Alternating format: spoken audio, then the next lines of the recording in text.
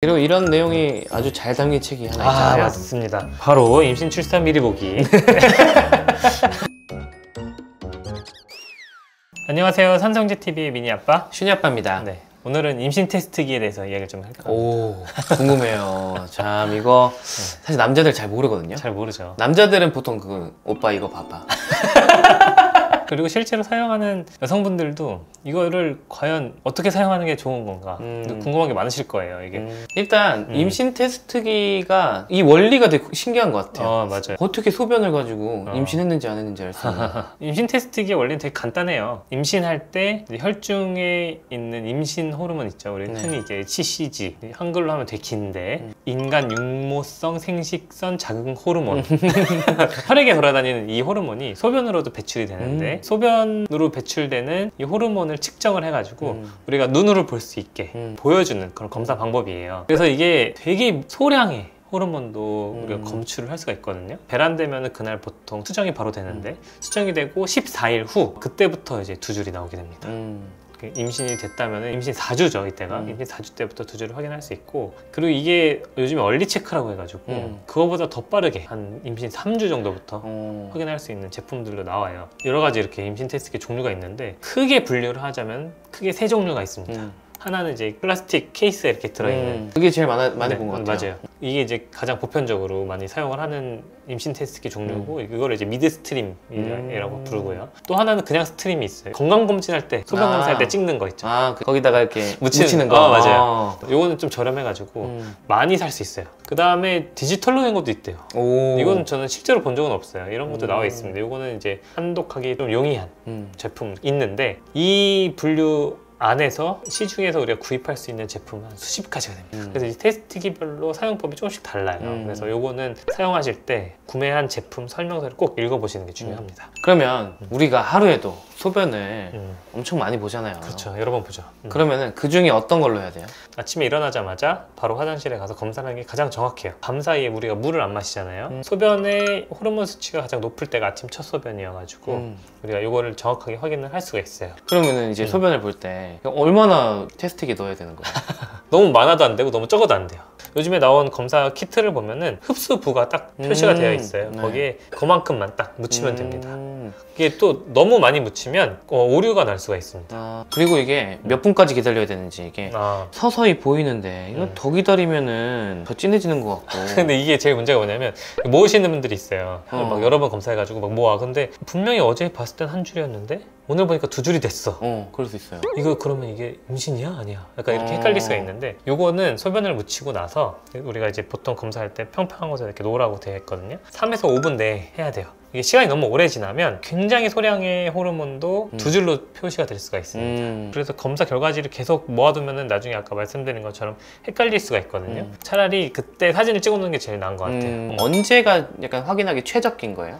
얼리 체크라는 검사 방법이 있기는 하지만 기본적으로는 수정되고 2주 뒤. 수정되고 2주 뒤가 언제냐면 생리 예정일이에요. 우리가 생리를 해야 될 때가 됐는데 생리를 안 한다. 그러면은 그때 검사해 보시면 됩니다. 생리도 안 했는데 임신 테스트기에서도 한 줄만 나왔다. 그러면은 보통은 일주일만 더 기다려보면 됩니다. 우리가 아무리 임신 테스트기에 두 줄이 나와도 임신이라고 말을 할 수가 없습니다. 우리가 임신이라는 진단은 임신 테스트기로 하는 게 아니에요. 임신 테스트기는 집에서 간편하게 우리가 임신 진단을 예측할 수 있는 간접적인 검사 방법이고, 우리가 임신인지 정확히 확인을 하려면 결국엔 초음파로 아기집을 봐야 됩니다. 왜냐하면 이게 임신이 제대로 됐는지는 임태기만으로는 알 수가 없거든요. 특히 이제 가장 대표적인 게 자궁의 임신이 있죠.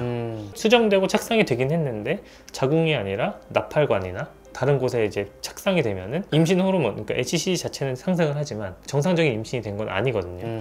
그리고 이제 우리가 흔히 얘기하는 화학적 임신 이런 것들도 아기집이 보이진 않지만 HCG가 잠깐 상승했다 떨어지는 경우도 있고, 그래서 이런 것들을 우리가 정확하게 확인하려면 결국에 초음파를 봐야 되고, 그리고 초음파로 아기집이 보이려면 결국엔 어느 정도 시간이 필요합니다. 그러면은 언제 초음파를 보러 가야 돼요? 정확하게 말씀드리면 일단 임신 5주는 돼야 돼요. 우리가 초음파에서 아기집이 보이려면 수정이 되고 한 3주는 지나야 됩니다. 그러니까 우리가 이제 임신 5주라고 하는 거면 언제를 얘기하냐면 직전 생리 시작한 날 기준으로 5주가 지났을 때예요. 간략하게 이제 달력을 보고 설명을 드리자면은 생리가 4주 간격으로 규칙적인 분을 예로 한번 들어볼게요. 1일에 생리를 시작을 했다 그러면 2주 뒤 15일 정도 됐을 때가 배란이 되는 날입니다.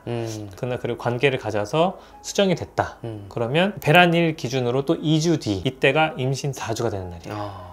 왜냐면 우리 임신 주스의 시작은 그 전 생리 시작일이니까. 보통 이제 그때 테스트기를 많이 해보시는데 이때 테스트기에 2줄이 나와도 초음파를 보면 아직 아무것도 안 보일 경우가 많습니다. 보통 한 일주일 있다 다시 오라고 하는데, 그래서 이때 가서 막 혈액 검사도 해요. 혈액에서 HCG 수치도 확인하고 하는데, 혈액 검사로도 우리가 임신이라고 확진을 할 수가 없어요. 맞아요. 정확한 건 아기집을 봐야 되거든요. 그 일주일 뒤, 아까 4주였으니까 임신 5주차 그때가 됐을 때 아기집이 이제 보입니다. 그럼 이제 아기집이 자궁 안에 이제 예쁘게 착상된 걸 확인하면 아, 임신이 됐습니다, 이렇게 말씀을 드릴 수가 있는 거예요.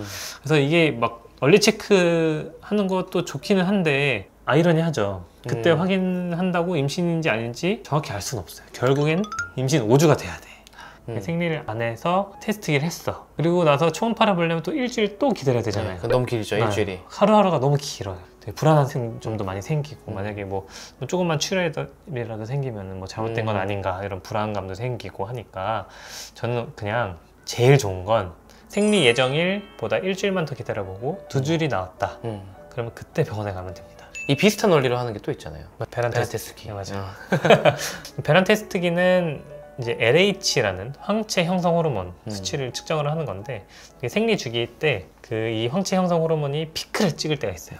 피크를 찍고 나면 한 12시간 후에, 반나절 이후에 배란이 되거든요. 그래서 배란을 예측하는 검사예요. 그래서 배란 테스트기라고 하는데, 그래서 이제 이거를 이제 거의 매일매일 하시는 분들이 있어요. 관계를 언제 하면 좋을지 이런 타이밍을 좀 잡는데 사용하는 것 같습니다.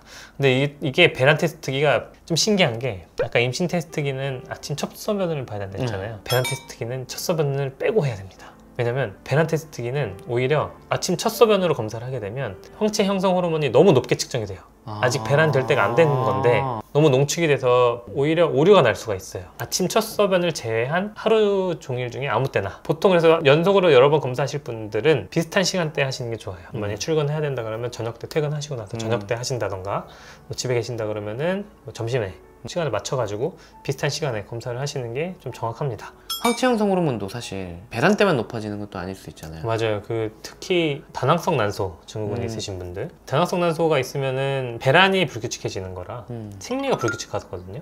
참 아이러니해요. 이게 생리가 불규칙해서 배란 날짜를 알고 싶어가지고 배란 테스트기를 하는 건데, 이분들은 배란 테스트기가 부정확하게 나와요. 왜냐하면은 다낭성 난소가 있으신 분들은 기본적으로 배란 때가 아닌데도 LH 수치가 기본적으로 높습니다. 그래서 계속 2줄이 나와요. 배란 때가 안 됐는데도. 그래서 이게 정확하게 알 수가 없어요. 만약에 본인이 다낭성 난소가 있다 그러면 배란 테스트기로 배란 날짜 잡는 거는 조금 어려울 수가 있습니다.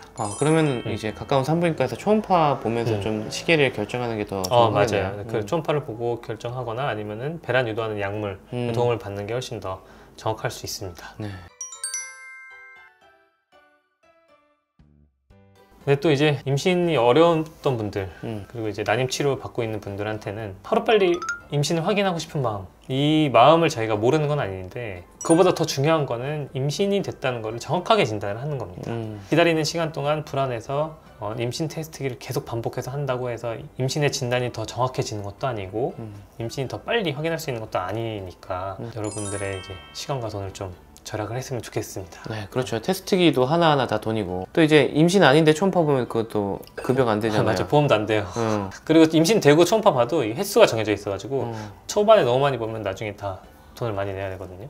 그리고 이제 2줄이 만약에 빨리 발견됐어, 우리가 얼리 체크해가지고 아기집을 볼 때까지 시간이 너무 많이 남아있잖아요. 이때까지 걱정이 너무 커져요. 이제 뭐 조금만 출혈이라도 생기면 굉장히 불안하고, 그리고 이제 그 사이에는 병원에 가도 병원에서 확인할 수 있는 게 거의 없습니다. 그리고 이런 내용이 아주 잘 담긴 책이 하나 있잖아요. 맞습니다. 바로 임신 출산 미리 보기. 바로 이 책에 여러분들의 시간과 돈을 아낄 수 있는 중요한 정보들이 많이 들어있어요.